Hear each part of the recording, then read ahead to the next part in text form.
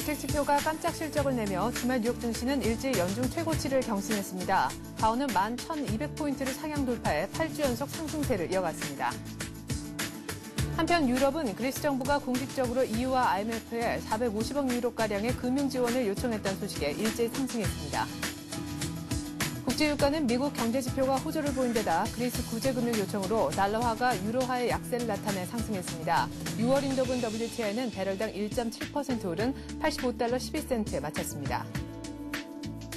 미국의 3월 신규 주택 매매가 41만 1000건을 기록해 전월 대비 27% 급증했습니다. 이는 예상치를 훌쩍 뛰어넘은 것으로 1963년 이래 최대폭으로 증가한 것입니다. 미국의 3월 내구재 주문이 2월에 비해 1.3% 감소하며 증가할 것이란 시장의 컨센서스를 밑돌았습니다.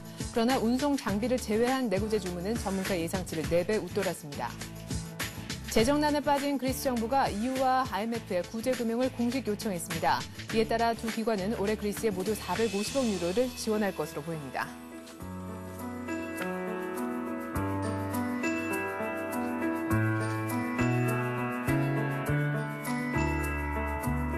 안녕하십니까. 굿모닝 센증시의 최리나입니다. 주말 보내면서 뉴욕 증시 3대 지수 모두 연중 최고치를 경신했습니다. 다우는 11,200포인트를 돌파했고요. 지난주 내내 올라서 닷새 연속 상승했고 주간 단위로 8주 연속 올라서 6년 만에 이런 일을 또 처음 세우는 그런 일도 냈습니다. 주택 지표가 일단 호조를 보인 것이 지난 주말 뉴욕 증시 상승에 큰 도움이 된 것으로 알려지고 있는데요.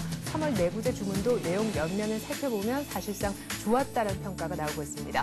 그리스가 IMF와 EU에 구제 금융을 신청한 것도 투자 심리 회복에 도움이 됐는데요. 더 자세한 글로벌 증시 전문가와 함께 알아보겠습니다. 에임고 매니지먼트의 강효석 과장 나오셨습니다. 안녕하세요. 안녕하십니까. 네, 뉴욕 증시가 주말 마저 오르면서 결국 주간 단위로 8주 연속 상승하게 됐는데 다우의 지수도 이제는 11,000포인트, 11,200포인트까지 올라왔네요. 네, 11,200, 이제 11,500, 12,000 얘기도 나올 것 같은데요. 네. 일단 내구재 주문이 이제 개장 전에 발표를 했었는데 발표치가 이제 마이너스 1.3%였습니다. 그래서 시장에서는 이제 안 좋다 이래가지고 순간 하락세로 전환하기도 했었지만은 네. 자세히 뜯어보니까 오히려 서프라이즈라는 평가가 이어졌고요. 그다음에 10시에 신규 주택 판매가 발표가 됐는데 이제 63년 통계 작성 이후에 최대폭으로 증가했다. 이래가지고 주요 지수들이 상승세를 이제 키워갔습니다. 그리스가 이제 IMF 구제금융 신청을 했는데 이거는 이제 호재로 오히려 받아들여졌고 다우 지수는 8주 연속 상승세를 이어갔고요.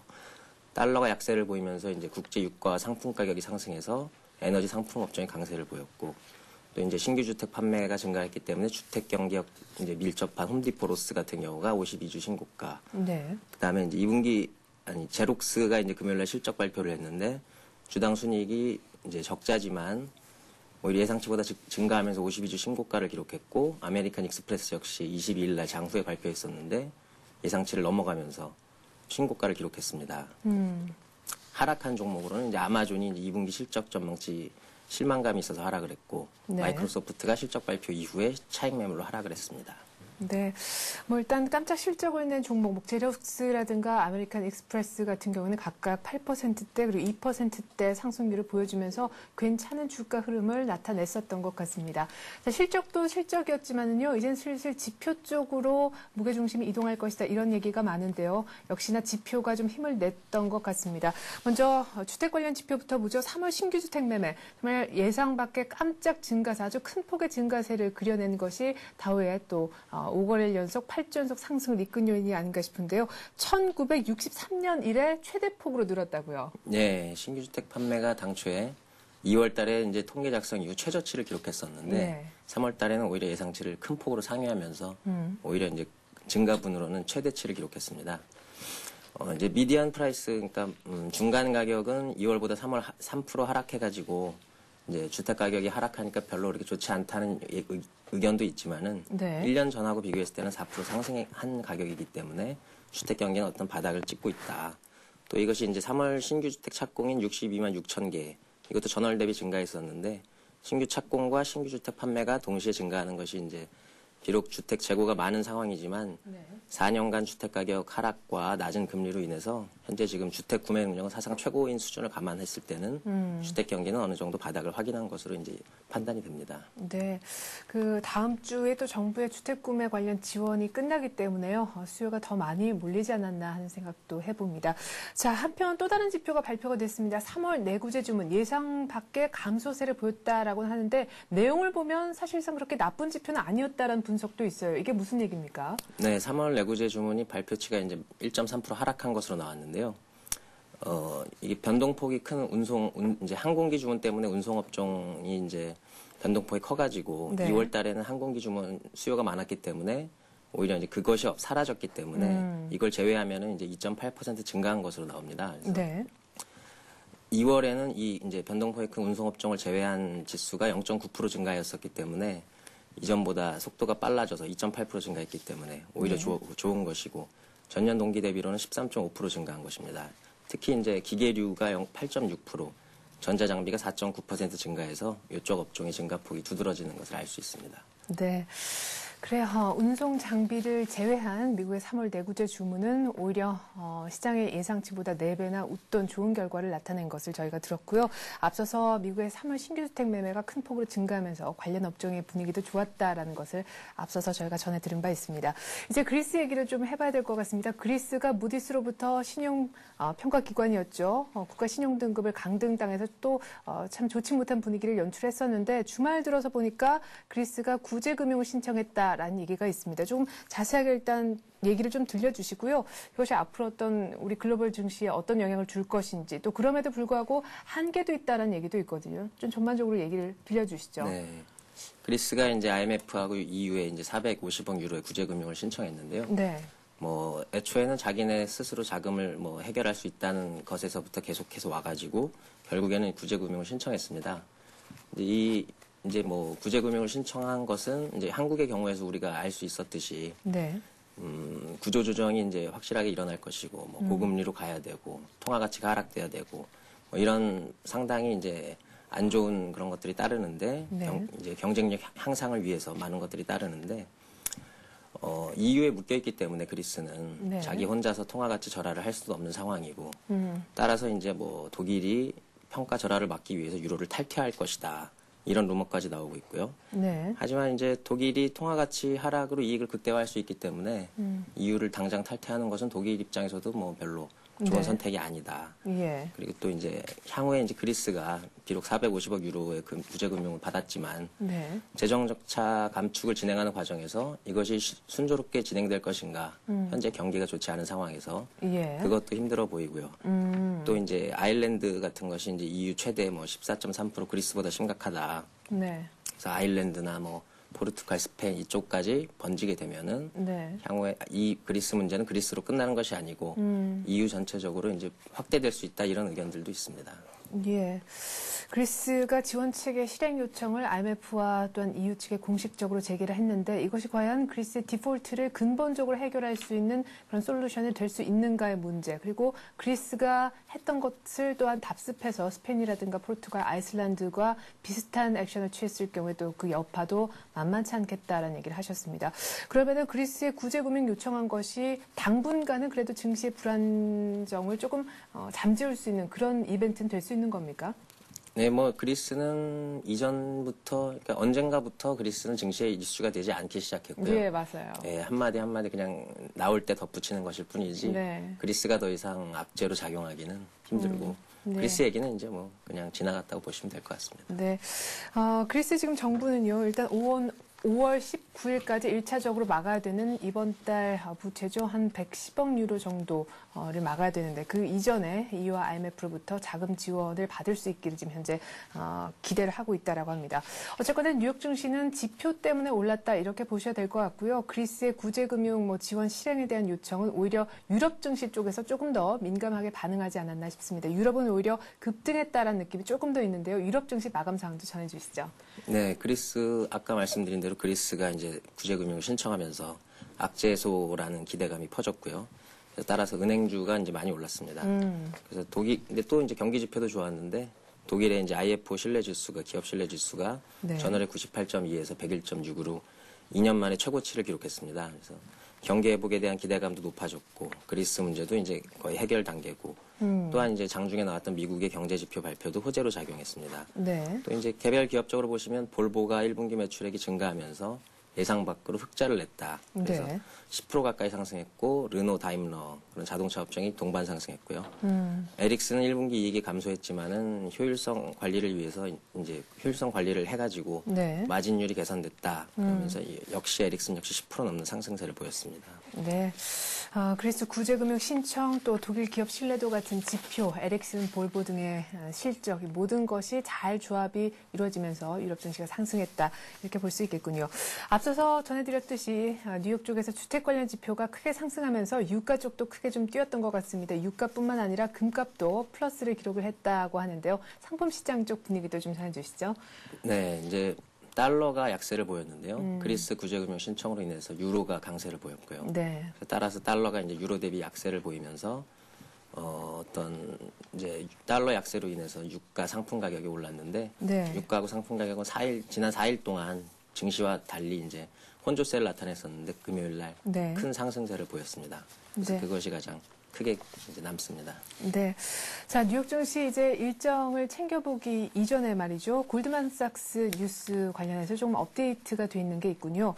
골드만삭스 내부자 이메일이 지금 공개가 됐다라고 합니다. 일단 그 이메일 내용을 조금 들여다보고요. 이것이 과연 지금 피소당에 있는 골드만삭스에 어떤 영향을 줄 것인지, 지금 전반적인 분위기가 골드만삭스에 유리하게 흘러가고 있는지 아니면 그렇지 않게 반대로 불리하게 흘러가고 있는지 일단 그 네. 이메일 내용 좀 전해주시죠. 일단 27일 날 이제 상원에서 이제 청문회가 있는데 네. 골드만삭스의 이제 고위 임원진들하고 CEO가 나옵니다. 근데 이전에 이제 주말에 골드만삭스 CFO 데이비드 비니어 CFO하고 모기지 사업부 사장이 서프라임 모기지 손실에 대비해라 이런 이제 이메일이 공개가 됐고요. 네. 이제 로이드 플랭크페인 CEO가 이제 지인에게 보낸 이메일에서 돈을 잃었었지만 공매도로 인해서 더 많이 벌었다. 이런 정보까지 거래한 혐의가 드러났습니다. 그리고 버핏이 골드만삭스에 투자하기 전에 헤지펀드 갤리온이라는 곳에 버핏이 투자한다는 내부 정보를 알려줘서 네. 미리 주식을 매입했고 네. 그래서 이제 이런 많은 악재들이 나왔고 거기에다가 덧붙여서 두 명의 소액 주주가 골드만삭스가 의무를 제대로 이행하지 않았다고 이제 고위 임원진을 상대로 소송을 제기했습니다. 그래서 네. 골드만삭스는 계속적으로 악재가 나오는 상황이고요. 골드만삭스는 현재 지금 주가가 상승세를 계속 이어가는 시장하고 또 은행업종하고 달리 2주 연속 하락세를 기록 중인데 네. 과연 이제 이런 악재가 나온 27일 상원 청문회 이후에 골드만삭스가 다시 주가가 올라갈 수 있는지 네. 관심을 가져봐야 되고요. 만약에 이제 SEC가 이제 골드만삭스를 고발하는 곳에서 승소하게 되면은 네. 지금 월가에 대한 반감이 심하기 때문에 그렇죠. 미국의 금융 규제의 강도가 더욱 강화될 것이다. 그래서 따라서 앞으로 CDO 같은 파생 상품들이 만들어지기도 어려울 것이고요. 그렇죠. 예. 그러면 이거는 뭐 금융 서비스의 이제 순익에 이제 당연히 악재로 작용할 것이고 네. 또 이제 상품 시장까지 이제 투기 수요가 규제를 한다는 얘기가 있습니다. 그래서 이거는 이제 골드만삭스가 지게 되면 네. 상품 시장 전반적으로도 악재로 작용할 것으로 예상하고 있습니다. 네, 그 얘기는 곧 골드만삭스가 지금 피소가 된 것이 골드만삭스만의 문제는 아닐 것이다. 더 넓게는 상품 시장까지도 위축될 수 있다라는 얘기였던 것 같습니다. 자, 어쨌거나 다우지수가 8주 연속 강세를 이어갔습니다. 정말 6년 만에 이런 일은 처음 있는 일이라고 하는데요. 뭐 시장에서는 때문에 조정에 대한 얘기도 단기적으로는 있지 않겠나라는 분석까지도 뭐 지금 힘을 얻고 있습니다. S&P 500은 뭐 이미 과매수 영역에 예전부터 접어들었다. 라고 하죠. 자, 하지만 9주 연속 상승을 이어갈 수도 있을 것 같습니다. 실적이 지금처럼 또 잘 나와주고 간간히 골드만삭스 같은 악재가 터지더라도 지표가 커버를 해준다면 말이죠. 이번 주에도 발표될 지표 실적들 좀 살펴볼 텐데 먼저 실적 쪽을 먼저 볼까요? 아니면 지표 쪽을 먼저 좀 챙겨볼까요? 실적은 워낙 많은 기업이 발표를 하기 때문에요. 네. 지표부터 보시겠습니다. 네네. 27일 날 이제 S&P 케이스실러 주택가격지수가 발표가 되는데 네. 이제 월간으로는 소폭 하락했을 것으로 생각이 되지만 뭐 이거는 뭐 주택가격 앞서 나왔던 신규 주택 판매에서도 나왔던 얘기고 네. 주택가격 하락은 그렇게 큰 이슈가 되지 않을 것이라고 생각이 되고요. 물론 이제 전년 동기 대비해서는 증가한 것이고 네. 그다음에 4월 컨퍼런스 보드의 소비자 신뢰 지수가 발표되는데 이게 이제 계속 증가가 예상이 되는데 미시간 소비자 심리 지수는 꺾였기 때문에 과연 컨퍼런스 소비자 신뢰 지수가 증가할 것이냐 한번 관심을 가져보시고 네. 또 이제 FOMC가 오랜만에 열립니다. 이제 부동산 경기까지 좋아지는 것으로 나오기 때문에 이제 근래 계속 유지하고 있는 낮은 금리를 지속적으로 유지하겠다. 네. 요 문구가 계속해서 들어갈 것이냐. 요거에 대한 논란이 있습니다. 그래서 기존 컨센서스는 계속적으로 이것이 이제 들어갈 것이라는 주장이 훨씬 높은데 네. 최근 상황으로 봤을 때는 이것도 빠질 수가 있다. 그래서 이 문구가 삭제되면 단기적인 충격은 있을 수 있지만 네. 이거는 이제 경기 회복에 대한 자신감이기 때문에 단기 충격으로 받아들여야 되고요. 네. 그다음에 30일 날 GDP는 이제 예상치가 3.4%로 이전치보다는 낮은 수준이지만은 네. 미국 경제로 봤을 땐 충분히 높은 수준이기 때문에 이거는 뭐 GDP는 걱정하지 않으셔도 된다 이렇게 네. 보여집니다. 그래요. 1분기 GDP 잠정치 이것도 FMC 회의하고 좀 잘 봐야 될 텐데 지난 4분기에 5.6% 연율로 상승을 하긴 했었습니다만 사실 기저효과 때문에요. 이번에 뭐 3.4% 이렇게 이 정도만 나와줘도 결코 낮은 수치가 아니라고 그럽니다. 참고하시고요. 자, 이제 오늘 밤부터 계속해서 실적은 공개가 됩니다. 오늘 밤엔 당장 캐터필라 그리고 텍사스 인스트루먼트 등의 실적이 공개된다고 하는데 오늘 밤 실적 예정뿐만이 아니라 이번 한 주 실적도 한번 챙겨보죠. 네, 오늘 밤에 당장 이제 캐터필라가 컨센서스와 비슷하게 이전치하고 컨센서스가 비슷하게 캐터필라가 이제 실적 발표를 할 예정이고요. 네. 블랙락이라든지 이제 텍사스 인스트루먼트가 실적 발표를 하는데 텍사스 인스트루먼트는 예상치보다는 좀 떨어지지만 블랙락 같은 경우는 이제 예상치와 유전치가 잘못 나왔네요. 그래서 예상치가 더 높은 수준입니다. 그래서 네. 텍사스 인스트루먼트도 마찬가지고요. 반도체 업종이 좋기 때문에 지금 자막이 잘못돼가지고. 예.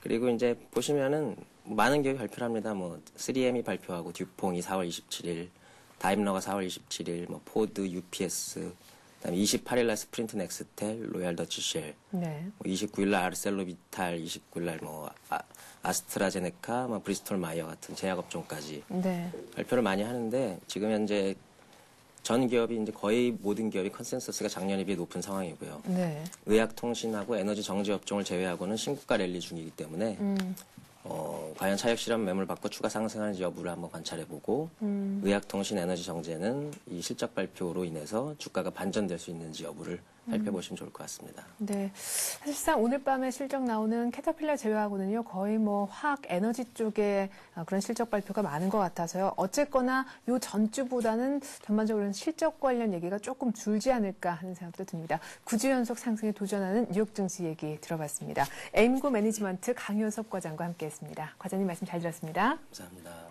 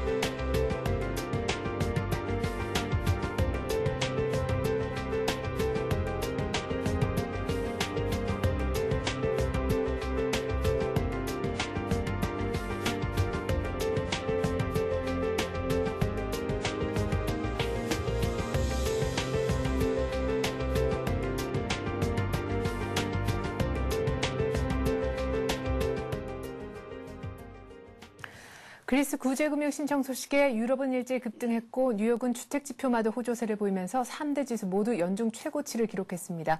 이틀 연속 숨고르기를 했던 코스피, 뉴욕을 좀 따라가 줬으면 좋겠는데 오늘 전망 들어보는 시간 갖죠. 신한금융투자 영등포 지점 조재석 부장과 함께 보겠습니다. 안녕하세요. 네, 안녕하십니까. 네, 자, 일단 주말 지나면서 뉴욕은 분위기가 굉장히 좋은데 우리가 이틀 연속만 숨을 고르고 오늘부터는 다시 좀 상승을 시작할 수 있을까요? 일단 뭐 지금 보면 저희 증시가 지난주에 연속 지금 저희 증시는 11주 상승을 했습니다. 네. 뭐 순매수 규모는 약간 감소했지만 지금 보면 외국인들이 여전히 매수를 해주면서 2.5% 상승을 했고요. 그다음에 지난 주말 미국은 보면 뭐 4월 말 세제 지원의 종료를 앞둔 그 일시적으로 매수세가 유입된 측면이 있긴 하지만 네. 신규 주택 판매가 뭐 최근 50년 내 그 월간 단위 최대폭으로 증가해서 미국 3대 지수도 연고점을 갱신하면서 마감을 했습니다. 네.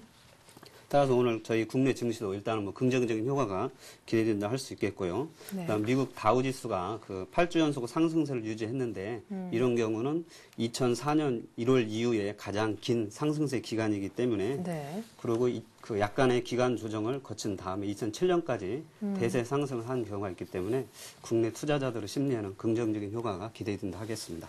네. 자, 일단 뭐 미국과 그리스 이런 유럽 쪽 그리고 글로벌 증시 분위기를 좋게 지금 아주 형성되어 있는 걸 보니까 그런 분위기로 봤을 때 오늘 우리 증시도 나쁘지 않을 것 같다라는 쪽으로 얘기를 하셨는데 외국인이 일단 수급이 좀 심상치 않다 하는 얘기가 많습니다. 지금 뭐 3일째 현물 순매수 해주고 있긴 한데 확실히 좀 덜 사준다라는 게 있거든요. 그 지난주까지 보면은 외국인들이 3월, 4월간 한 두 달 동안 월 한 10조 네. 두 달 동안 합쳐서 10조 원 매수를 했습니다. 따라서 주간 단위로 보면은 약 1조 원씩 매수를 했는데 네. 지난주는 한 4,400억 정도로 매수 규모가 지금까지 두 달 내내 가장 좀 적은 금액입니다. 따라서 네. 그 보면 이 금액도 이렇게 적은 금액은 아닌데 워낙에 이제 기존에 외국인들이 순매수를 많이 했기 때문에 네. 그 순매수 규모가 줄어들고 혹시 순매도로 돌아서지 않을까 하는 그런 우려감이 있기 때문에 네. 외국인들의 매수 규모도 이렇게 좀 장중에 체크를 좀 하셔야 되는 그런 세심한 면이 좀 필요할 것 같습니다. 예. 그러면 해외 경제지표 호전, 뭐 크리스파 락제 이런 것은 우리 증시에 긍정적이나 외국인들의 순매수 강도가 약화되는 것은 조금 부정적인 그런 요소가 될 수도 있기 때문에 외국인들 수급 잘 체크를 해야 된다라는 말씀이셨고 또 이제는 실적 관련해서 미국 쪽은 확실히 이번 주에 발표될 기업들 실적 리스트를 보니까 확실히 좀 김이 많이 빠졌다는 생각도 드는데 국내 증시 역시 마찬가지일 것 같거든요. 그렇죠. 뭐 지금 보면 지난주에 뭐 삼성전기, LG디스플레이, 뭐 하이닉스 이런 국내 대표 IT 기업들이 실적을 발표를 했습니다. 지금까지 보면은 사실 하이닉스, 삼성전기, 뭐 LG디스플레이 이런 쪽들 창사 이래 최대 실적입니다. 네. 따라서 그런 깜짝 실적 파티가 있었기 때문에 그 길게 보면은 2분기, 3분기도 글로벌 수요도 좋고 하기 네. 때문에 뭐 계속적인 실적 개선 기대감이 있지 않나 이렇게 기대를 해볼 수 있겠습니다. 네. 근데 그 과거에 보면 그런 재료 노출이 된 이후에는 약간 네. 그런 그 모멘텀 둔화 우려감이 작용을 하면서 그런 다음 분기 실적 발표 시기까지 그 공백 기간 동안에 네. 약간 그 차익 실현 매물이 추리가 되면서 약간의 기간 조정을 거치는 경우가 이렇게 많았기 때문에 네. 이번에도 혹시 그 예전과 뭐 똑같지 않을까 하는 그런 우려감으로 주가가 약간 뭐 지난주에도 약간 조정을 보였고 네. 역시 차익 실현 매물들이 좀 나오는 것 같습니다. 예. 호재로 작용했던 실적 모멘텀 이제 2분기 쪽으로 슬슬슬 가면서 이 모멘텀에 대한 그 힘이 좀 약화될 수 있다는 것도 염두에 둬야 된다라는 말씀이신데요. 자, 그러면은 그런 분위기가 이제 시작될 이번 주 첫 거래일에 어떤 식의 전략을 펼쳐야 좋을까라는 고민이 생깁니다. 일단 말씀드려보니까 긍정적인 그런 변수도 있겠지만 조금 부정적인 변수도 있어서 뭐 주가도 그렇게 시원스럽게 올라가거나 혹은 떨어지거나 그럴 분위기도 아닌 것 같은데 말이죠. 일부에서는 이제 슬슬 뭐 코스닥을 봐야 된다 이런 얘기도 하고 있어요. 예, 뭐 그렇습니다. 지금 보면 큰 흐름상으로는 여전히 뭐 상승 추세가 유효한 것 같습니다. 워낙에 글로벌 변수가 이렇게 시장에서 악재보다는 호재에 민감하게 반응을 하고 뭐 저희 증시 역시 해외 변수에 영향을 많이 받기 때문에 추가적인 상승은 이렇게 가능한 상황인데요. 다만 외국인 순매수 규모도 줄어들고 그다음 모멘텀 둔화 우려가 있기 때문에 지수의 연관이 큰 대형주보다는 이 실적이 우량한 그런 중소형주들이 그런 틈새 장세를 이용해서 그를 메꾸는 그런 그 중소형주의 강세 현상이 좀 벌어지지 않을까 생각을 하고 있고요.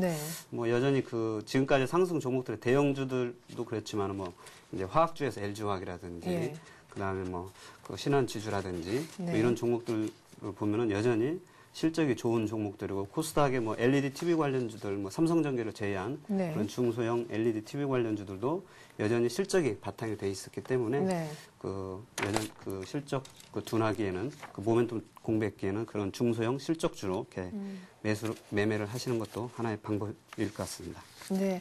그러면은 글쎄요. 지수에 약간의 뭐 조정 정도에 있겠지만 트렌드는 상승이다라고 하셨는데 주도주는 계속해서 기존 주도주가 IT 자동차가 그 중심에 서 있을까요?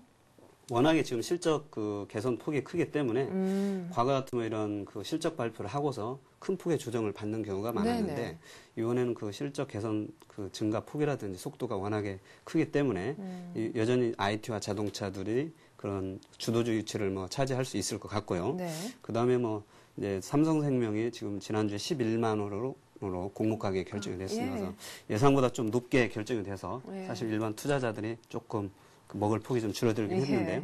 오히려 이제 삼성생명이 후광 효과를 얻고 있는 그런 보험주들이 네. 오히려 이제 겨울이 지났기 때문에 손해율이 회복이 되고 있고요. 네. 그래서 그런 보험주들도 하고 그다음에 뭐 신조선가 회복에 따라서 현대 신고가를 기록하고 있는 현대중공업과 같은 네. 그런 조선주들도 좀 편입을 하시고 그래서 뭐 종목이 좀 많을 수도 있는데요. IT 자동차 여전히 유효하고 뭐 보험주 유효하고 네. 그다음에 조선주 뭐 해운 이런 쪽도 유효할 것 같습니다. 네. 아, 유효한 게 너무 많아서 예. 문제입니다. 사실 이것저것 다 안 되고 이것만 된다 그러면은 참 투자 전략을 세우기가 쉬울 것 같은데 이것저것 되는 게 많다라고 얘기를 하셨습니다. 일단 지난주에는요, 제가 기억하기로 오리엔탈 전공이라는 예, 그런 조선 관련주 좀 예. 자그마한 종목을 이제 소개를 해 주셨었는데 뭐 해운 조선에 대한 얘기는 한 번쯤 들어본 것 같고 오늘 보험 얘기를 좀 들어볼까요? 아니면 전혀 다른 종목 얘기를 좀 들어볼까요? 뭐 종목은 이제 보험주들은 사실 뭐 삼성화재, LG화재, 뭐 네. 현대해상화재 대부분 고객분들이 많이 아실 수 있는 종목입니다. 그래서 그런 류의 종목분들은 뭐 이제 제가 다음 기회에 한번 이렇게 설명을 드리고요. 워낙에 네. 많이들 알고 있기 때문에 오늘은 이제 약간의 자동차 관련주이면서도 사실은 뭐 굉장히 실적이 우수한 종목입니다. 네. 실적이 우수한데도 불구하고 시장에서 좀 잘 알려지지 않은 그런 거래소의 중소형 종목인 세방전지를 좀 이렇게 소개를 좀 해드리고 싶습니다. 네, 그러니까 이것도 실적주라는 거죠? 예, 그렇죠. 예. 지금 그 세방전지는 뭐 한 1952년도에 네. 설립된 이래 57년 동안 그 축전지만을 생산해온 업체이고요. 네. 뭐 이렇게 여러분께서 이렇게 아시는 걸로 로켓 배터리, 로켓 배터리로 네. 잘 알려져 있는 회사입니다. 그래서 예. 국내 시장 점유율은 약 40%로 1위를 차지하고 있고, 그다음에 아트라스 BX가 2위를 차지하고 있고요. 세계 시장에서는 뭐 한 4% 점유율로 5위를 차지하고 있는 업체입니다. 네. 그래서 이제 기본적으로는 한 매출의 80%가 자동차용 축전지이기 때문에 네. 자동차용 축전지로 그 현대차, 기아차, 쌍용차에 납품을 하고 있습니다. 따라서 그 자동차가 많이 팔릴수록 예. 좀 실적이 좋아지는 그런 자동차 관련주라고도 할 수 있겠습니다. 그래요. 자동차용 산업용 납축전지를 생산하는 세방전지. 최근 들어서 지금 보니까 외국인들도 꾸준하게 좀 많이 담아줬던 그런 종목이 아닌가 싶은데 예. 실적이 굉장히 좋음에도 불구하고 시장의 외면을 조금 받았지 않나. 이제는 어떤 작은 종목들 코스닥 쪽이나 이쪽에 이제 실적 발표가 쭉 잇따르면서 원래대로 그 가치를 좀 찾아가는 그런 구간을 맞지 않을까라고 예상을 하시는 것 같습니다. 예. 차트를 좀 보면서 자세한 가격 얘기를 들어볼까요? 예, 예. 지금 뭐 이런 세방전지는 지금 보면은 한 주당 순이익이 한 지금 5,200원씩 뭐 연속 2년 차지하고 있습니다. 근데 네. 지금 주가가 26,000원대니까 퍼가 뭐 한 5배 약간 넘는 네. 수준이고요. 자산 가치는 한 23,000원인데 지금 26,000, 현재가가 26,950원이기 때문에 PBR 한 1.1배 정도 지금 하고 있는 업체인데요. 지금 차트를 살펴보면 현재가가 지난 그 3월경에 이제 주가가 한 21,000원 후반대에서 지금 28,000원까지 상승을 했다가요. 그러네요. 25,000원 중반까지 그 약간의 미세 조정, 이 정도의 조정은 굉장히 좋다고 할 수가 있겠고요. 네. 그래서 25,000원 중반에서 최근에 이제 기관들이 꾸준히 외국인도 샀고 그다음에 최근에 기관들이 매수세를 하면서 네. 지금 상승을 이렇게 다시 재상승을 준비하고 있는 업체로인데요. 네. 지금 현재 주가에서 26,950원에서 그냥 매수를 하셔도 무반하고 할 수 있겠고요. 네. 그 목표가로는 지난 2009년 6월 달에 고점이었던 한 32,000원대, 32,000원대를 목표가로 잡고 네. 손절가는 지금 엊그저께 그 저점이었던 한 25,500원대를 네. 저점으로 이렇게 손절가로 잡으시고 매매를 하셔도 될 것 같습니다. 네. 근데 4월 들어서 이렇게 쭉 실적이 못 간 데는 세방전지에 대한 시장에 오해가 있었다면서요. 예. 간략히 어떤 겁니까? 지금 아까 말씀드린 세방전지는 지금 한 2008년, 2009년도에 6,200억 매출액의 영업이 한 1,000억대 기록하면서 그 중소형사손 부귀 드물게 영업이익률이 15% 정도 유지하는 아주 우량한 회사입니다. 네. 그래서 순현금도 시가총액이 지금 3,700억인데 네. 한 900억, 990억 정도의 순현금을 보유하고 있기 때문에 네. 굉장히 우량한데도 불구하고 원재료인 납이 원재료다 네. 보니까 납 가격이 한 2007년 이후로 그 원자재 가격 급등에 의해서 한 50%가 넘게 이렇게 상승을 했습니다. 근데 그 보통 중소형 업체들은 그 원료 가격 상승분을 제품 가격에 이렇게 좀 전가를 못 시키는데 네. 이 업체는 국내 시장 1위 업체다 보니까 제품 가격을 한 57% 정도 3년 내 꾸준히 올리면서 그 영업이익을 안정적으로 확보를 했고요. 네. 두 번째로 이제 전기차 얘기가 예. 많았지 않습니까? 예. 전기차가 상황이 되면은 이제 납축 전지는 좀 사용이 줄어들지 않을까 그런 우려가 있었는데 네. 실제로 뭐 아직 전기차 아직 그 진행이 아직 좀 네, 오히려 진행이 조금 더뎌지고 있죠. 더뎌지고 예. 있고 또 세계 경기가 회복이 되면서 오히려 전 세계 자동차 수요가 한 4% 정도 늘어나면서 특히 중국의 자동차 수요가 많이 늘어나면서 그런 전 세계 자동차의 납축 전지가 현대차에 많이 탑재가 돼서 이게 수출이 되고 또한 저희 그 AS 받을 때 네.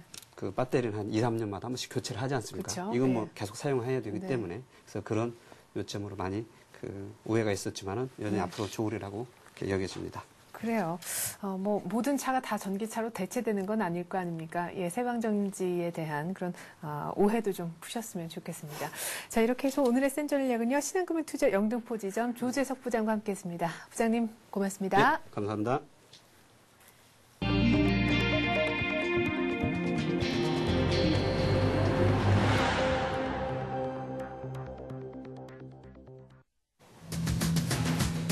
주말 미국 워싱턴에서 개최된 G20 재무장관 중앙은행 총재회의에서 출구 전략의 기조가 돌아섰습니다. 국제 공조에서 개별 국가 상황에 따라 각 나라들이 구체화하기로 공감대를 형성한 것인데요. 또 가장 뜨거운 감자였던 은행세 도입의 경우 국가 간 의견이 엇갈리는 바람에 합의를 이끌어내는 데는 실패했습니다. 관료들이 대규모 인사바람에 술렁이고 있다죠. 고위직만도 40~50명의 인사가 예고가 돼 있는 상태인데요. 재정부는 현 정부 들어 최대폭 인사가 있을 예정이고요. 일부 부처는 조직 전체 틀을 다시 짤 것이라고 합니다. 정부가 오늘 5월까지 기준에 미달되는 부실 해운선사를 속간해서 이 중 10여 개는 퇴출시키기로 결정했습니다. 해상 물동량이 늘어나고 운임이 안정화되면서 해운산업이 회복세를 보이고는 있지만 정부가 왜 부실업체를 걸러내겠다고 생각한 것인지 그 이유 들어보겠습니다.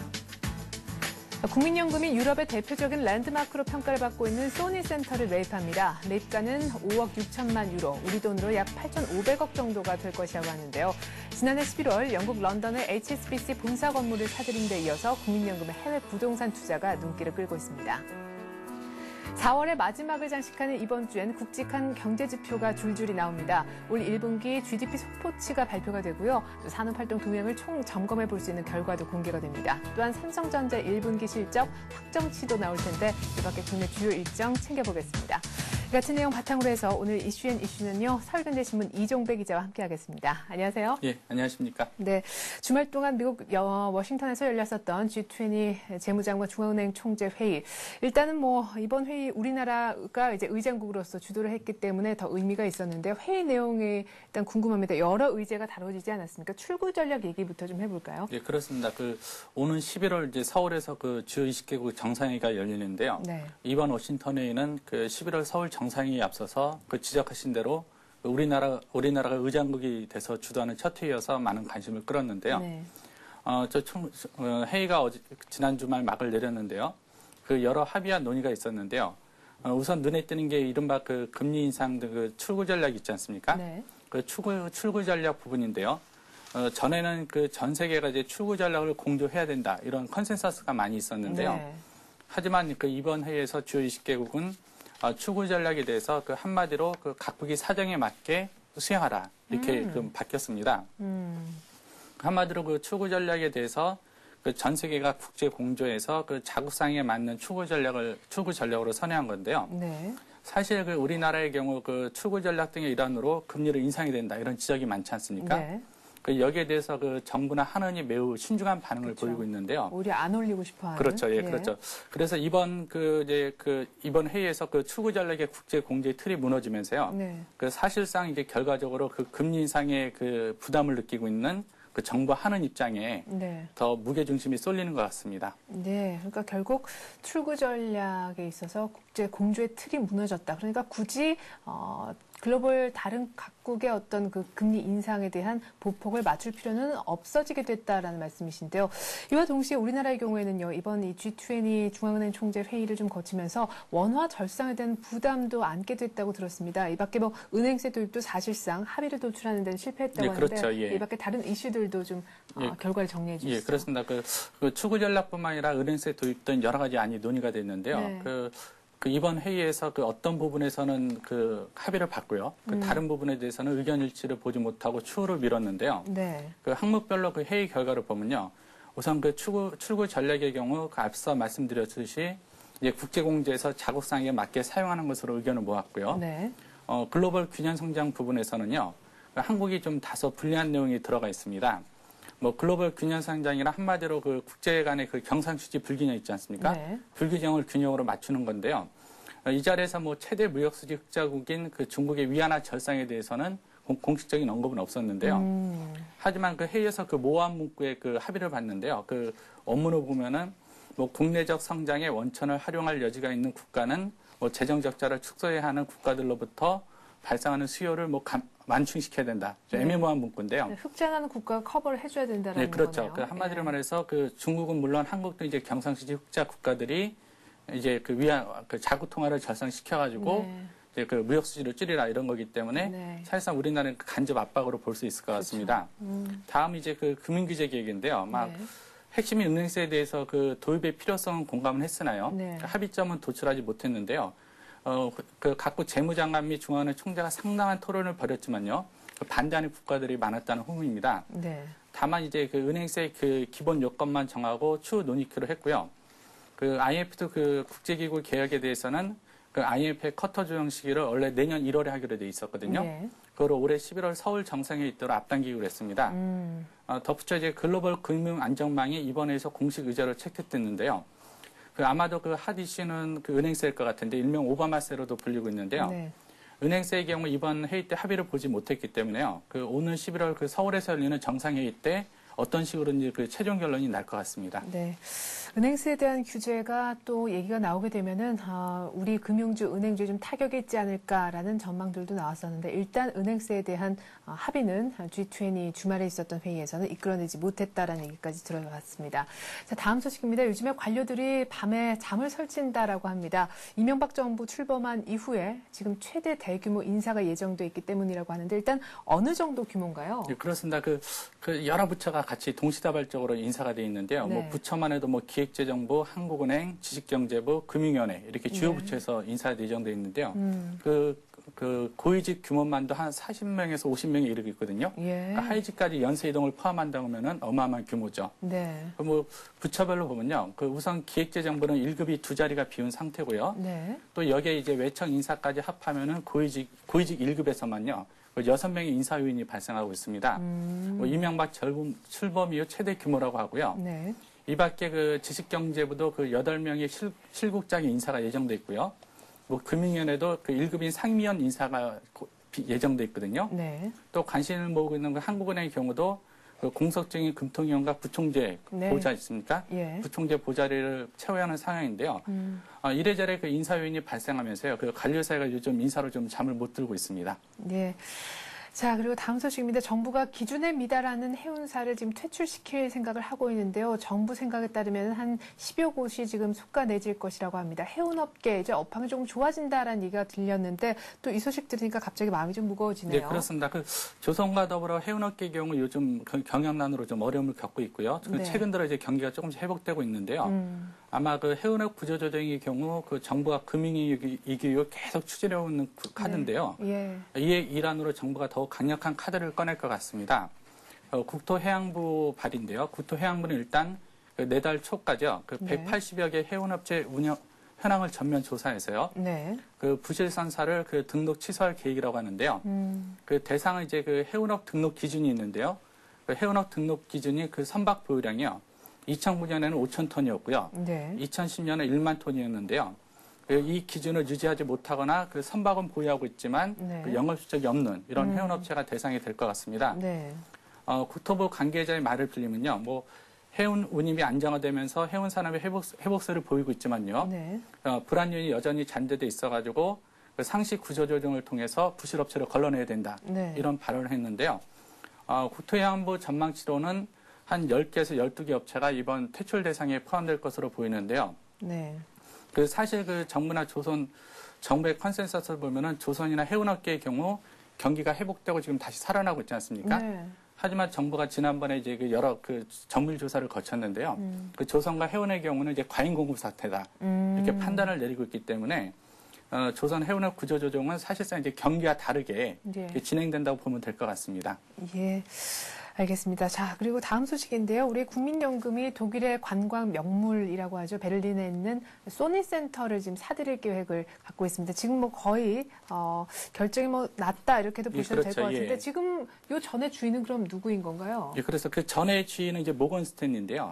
그 일단 모건 스탠리가 이제 그 국민연금 공단의 그 소니센터를 팔게 되는데요. 아마 소니센터 하면 뭐 시청자 여러분들 너무 잘 아시겠지만 네. 그 독일 베를린에 위치한 그 유명한 관광 명소지 않습니까? 네. 그래서 그 이제 독일 현지 언론이 보도를 했는데요. 그 독일 현지 언론 보도에 의하면은 국민연금이 소니센터를 약 8,500억 원에 매입할 것으로 전망되고 있고요. 네. 사실상 큰 이변이 없는 한 그 국민연금이 그 소니센터 새 주인으로 될 거다 이런 보도가 나오고 있는데요. 네. 사실 이제 국민연금 하면은 이제 공격적인 투자를 못 하고 있다 네. 이런 비난이 좀 많지 않았습니까? 예. 그런데 이제 새 이사장이 취임하고 나서 여러 공격적인 투자에 나서고 있는데요. 네. 이번 소니센터 매입은 그 또 다른 이제 공격적인 투자의 그 하나의 일환으로 좀 봐도 될 것 같고요. 네. 사실 그리고 그 소니센터 매입을 통해서 그 소니의 위상 추락을 한번 점쳐볼 수 있을 것 같습니다. 팔리고 또 팔리고. 예, 그렇죠. 예. 이 사실 소니가 이제 그 베를린에 한 1조 원을 들여서 소니센터를 건립을 했거든요. 네. 그만큼 이제 기술의 소니, 그 일본의 소니를 알리기 위해서 만들었는데요. 예. 이게 이제 2008년 3월 이렇게 소니센터를 모건 스탠리 매각하게 됩니다. 그 이유는 이제 그 한국과의 경쟁에 밀리면서 그 자금을 확보하기 위해서 팔게 됐는데요. 결국엔 다시 모건 스탠리가 다시 이거를 국민연금 우리나라에 매각하게 되지 않습니까? 네. 그러니까 그 소니의 위상추락의 한 단면이 그 독일의 소니센터 있지 않나 그렇게 보여집니다. 예.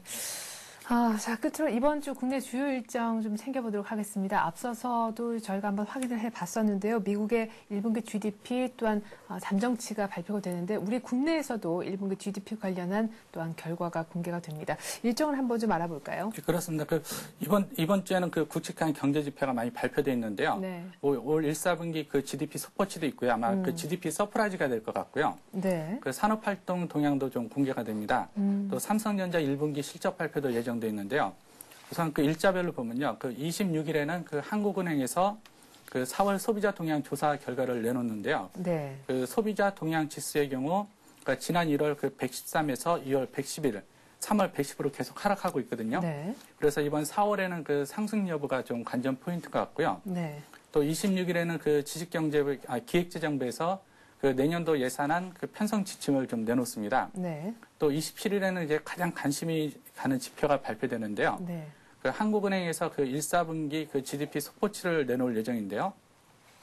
그 하나는 최근 올해 그 GDP 전망치를 5%대 그 초반으로 올렸죠. 그 상향 조정하지 않았습니까? 네. 그러니까 1, 4분기 그 GDP 속보치도 한 7% 안팎까지도 기대하고 있습니다. 그렇다 보니까 그 사실상 그 GDP 서프라이즈를 많이 기대하고 있는데요. 네. 그 다른 그 경제학들의 컨센서스도 이와 마찬가지거든요. 그러니까 이번 1, 4분기는 아마도 그 GDP 서프라이즈 장세를 열천할 가능성이 커 보입니다. 네. 또 28일에는 그 한국은행에서 그 3월 중 국세수지 동향을 공개하고요. 네. 그 29일에는 또 한국은행에서 그 통화안정증권 발행제도 변경 자료를 내놓습니다. 그 30일에는 이제 기획재정부에서 그 1, 4분기 산업활동 동향을 내놓는데요. 뭐 1, 4분기 이제 산업 흐름의 전반적을 살펴보는 지표일 것 같고요. 네, 여기 안에 경기 선행지수도 나오는 거죠? 예, 그렇죠. 뭐 경기 선행지수, 뭐 생산지수, 투자지수, 소비지수 다 나오니까 한번 종합적인 이제 성적표를 볼 수 있을 것 같고요. 네. 또 30일에는 그 삼성전자 1분기 실적 발표가 예정돼 있습니다. 네. 월말, 월초 진짜 많은 지표들이 국내에서 쏟아진다라는 느낌인데 잘 챙겨보실 것들이 많을 것 같습니다. 이렇게 해서 오늘 이슈는 설경제신문 산업부 이종배 기자와 함께했습니다. 이 기자 수고 많았습니다. 예, 감사합니다. 주말 보내면서 뉴욕 증시는 3대 지수 모두 연중 최고치로 마감이 됐습니다. 다우지수는 11,200포인트를 상향 돌파했고요. 나스닥과 S&P 500도 소폭 올랐는데요. 무엇보다 가장 컸던 것은 미국의 3월 신규 주택 매매가 깜짝 실적을 냈다라는 것이고요. 유럽도 분위기가 좋았는데 그리스가 IMF EU 쪽에 구제금융 자금을 좀 집행해달라고 요청했다는 소식이 있었기 때문입니다. 뉴욕은 분위기가 좋은데 우리도 숨고르기를 끝냈으면 좋겠습니다. 출발 센 증시로 다시 인사드리죠. 고맙습니다.